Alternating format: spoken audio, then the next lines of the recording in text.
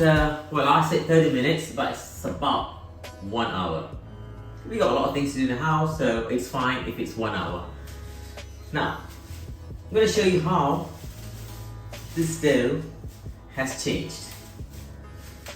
If you see, earlier it was a bit harder, but now after 1 hour, you could see it's softer and slightly sticky, and this is what we want.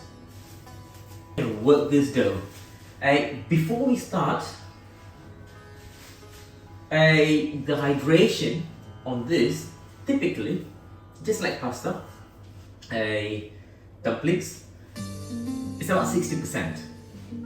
You might see some people use 50%, 55%, but what I've done here, I've used 60%. The reason is because we got 3 doughs. We're gonna put one as a base, and then we're gonna put another one on the top. You're gonna have multiple rolling, so that's why I gave 60%.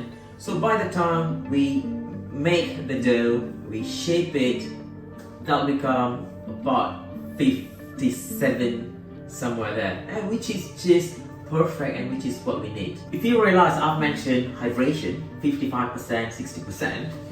If you are experienced baker, you made bread before, pizza, they didn't use this for pasta, because usually if you check any pasta or noodles recipe for the dough, they just say 250 grams of flour, 4 eggs, 2 cups of water, and that's it. So it's hard for you to find out a precise water level. Hydration is actually the water level or the liquid you're going to use for the dough, to make the dough. For instance, if let's say we're using 100 grams of flour, if I say 50% of hydration, which means it's 50% of liquid. In our case, for instance on this one, 50% of hydration, just an example, because we've used 60% and then it will go down to 57. So if let's say 50%, which means here we just use full egg and egg yolk, which means that's the hydration liquid.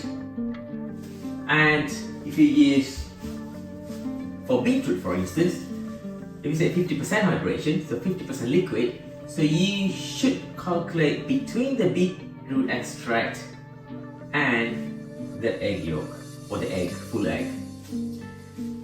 Now that's one. That's another important factor here on the hydration.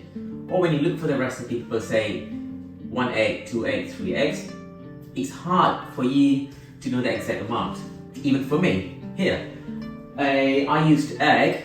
Not all the eggs, they had the same, with the same. I had one 55 grams, another one 57, another one 60. Even all from the same box, L. So this is the reason I've break mine down into grams, milliliter, ml. So it'll be easier for you to do this at home, even though you have a XL egg, small, medium, L egg. By looking at the gram, you know exactly the amount you would be needing. Because if not, this is what happens all the time, everywhere. When you see a pasta, noodles, they use 200 grams of flour, and then they say, just an example, 3 eggs, and you use the same egg as well, and end up that guy's noodle or pasta was just perfect and yours was too soft. So this is the reason, because the egg he used, the amount, the weight wasn't the same as what you used. There you go, something new to learn for beginners, for experienced guys, you know that already. So let's finish it. Put the flour, not a lot, and let's roll it. Just roll up, down, up. Now if you want to keep this in a perfect square shape, just have to put this back in here, just fold it and fold it. Now we turn the other way around and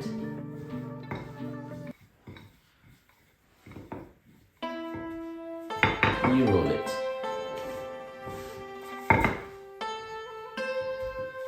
Now for the green, we're going to keep this slightly longer and maintain the shape.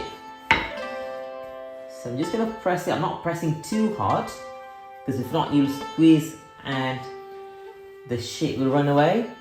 So just try to maintain straight, roll up, and you see now we're not even using the machine. It just took me about less than 10 minutes actually to get that on this shape, and this is actually just perfect. I'm not going to do any thinner. For now we're done on this one, so I'm just going to keep this 1, 2, 3, and I'm going to put it aside. Now let's go for the next one, the red. Basically we're going to do about the same length.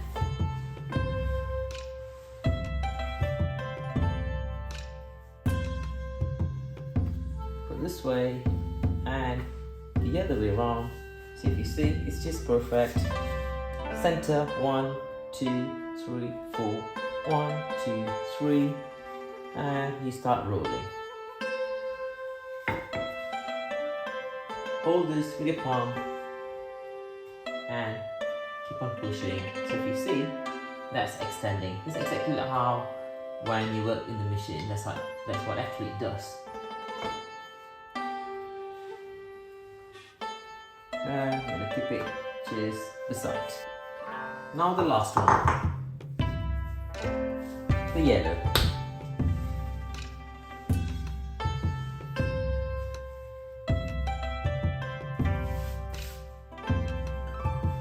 That'll do it.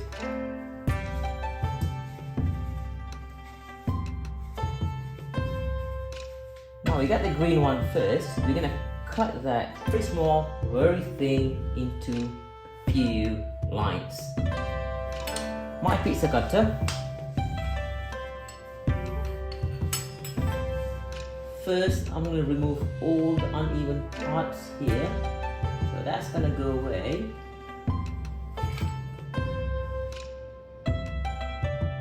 One small bit, just like this. That'll do it.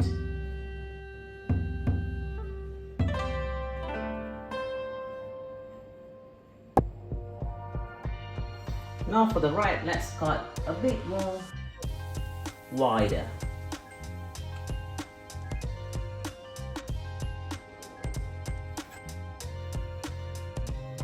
There you go, that's nicely done. Well, you can design this however you want. I'm just doing the way which I feel to do today. This is completely your taste. How are you going to design this? You're almost done now. So once that's done, we can just easily roll this. Still remove all the flour there. Now we got it that way. And let's just make it flatter. So that would do it. Now let's go the other way around. So let's cut the first one.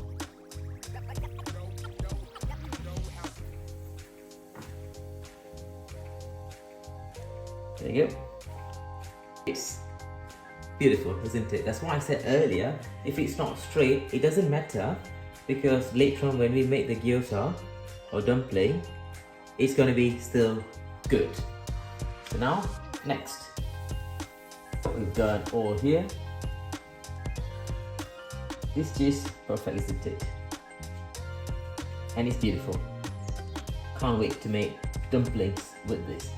What I'm going to do now, the one we've done, before we do the next one, I'm going to close that and wrap that, because I don't want it to get dry.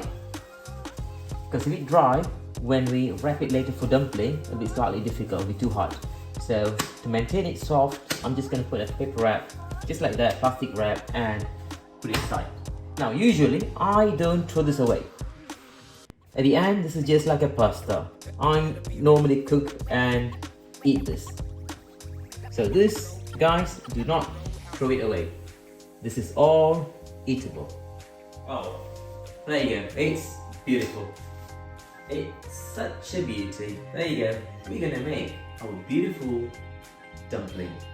What I didn't mention earlier, we're actually making a gyoza and dumpling mix, because the process of making gyoza is slightly different than making dumpling, and vice versa for dumpling.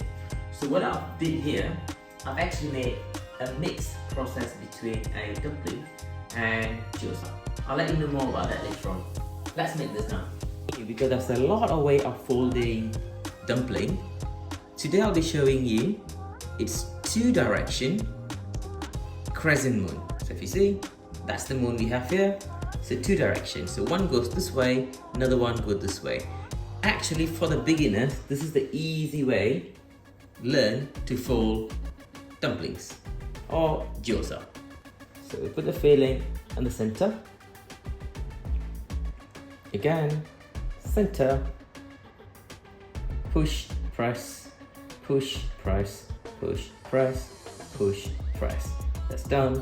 Push, press, push, press, push, press, push, press. And let's just press that a bit more. And we're good to go. There you go. This is the last bit, and this is going to give a completely another beauty to our dumplings. When I say we are mixing between gyoza and dumpling, this is one of the bits. We are making the wings, Hanetsuki. If you remember at the beginning, I said we're going to do the skirt. The skirt is actually referred to, Hanetsuki is the wings.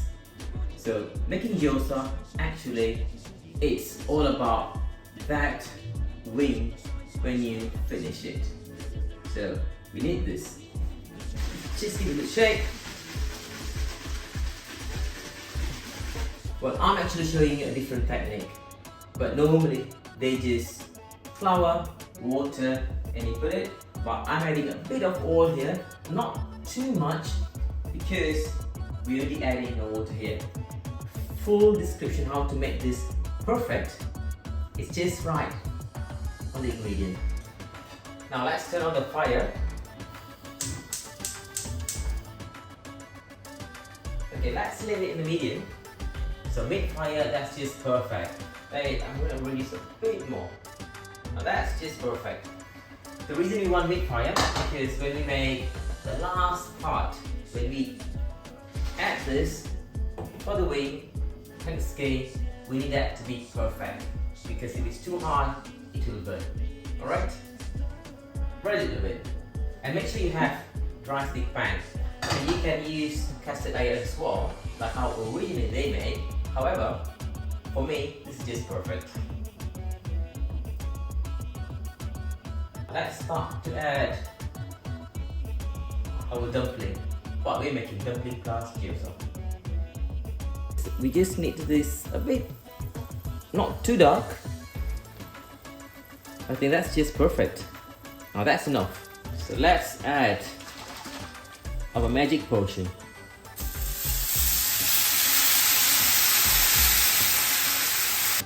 Now if you see, that's actually boiling. So we're gonna close that. And we have to just wait about 6 to 7 minutes. That's all. Now we're gonna just remove this. Actually, it's just perfect. We're gonna leave this until we get the wings.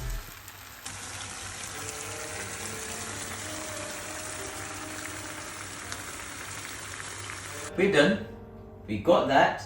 We got the wings, which is perfect. Now, it's another important bit here. You have to make sure when you have your pan, you have a plate bigger than your pan, because we want to maintain that wings. So we're gonna do this. One, the other way around.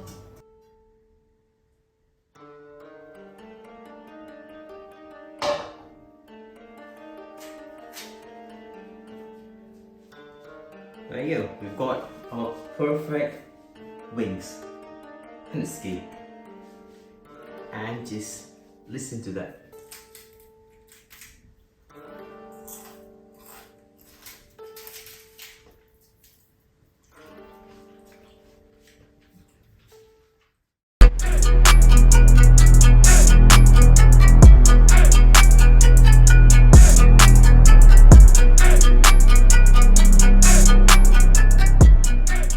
Well, with this, we're done for today. I hope you enjoyed the lovely process making this beautiful Jiaozi, gyoza, dumplings. And I do hope you do try this at home. It's not a very easy process, especially making the tricolor. You can just make it just one color, just with the egg or without. The original is without the egg. I add the egg because I need to do a lot more other stuff here. But it'll be totally worth it. The fillings, the dipping sauce, and of course, the dumplings. I'll see you on next video.